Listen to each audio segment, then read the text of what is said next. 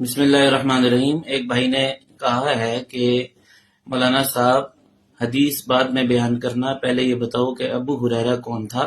تو آئیے آپ کو بتاتا ہوں کہ حضرت ابو ہریرہ رضی اللہ عنہ کون تھے۔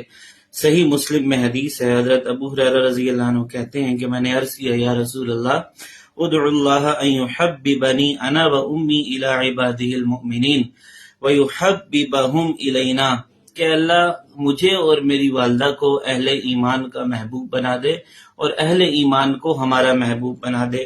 تو آپ صلی اللہ علیہ وسلم نے دعا دی، اللہم حبب عبیدک ھذا یعنی ابا ہریرہ و امہ الی عبادک المؤمنین، کہ اللہ انہیں لوگوں کا یعنی اہل ایمان کا محبوب بنا دے اور اہل ایمان کو ان کا محبوب بنا دے۔ تو اللہ نے ان کو ایسی محبوبیت عطا فرمائی کہ کوئی بھی ان کا نام سنتا ہے تو ان سے محبت کرتا ہے۔ تو آپ بھی مومن ہیں تو ان سے محبت کیجیے۔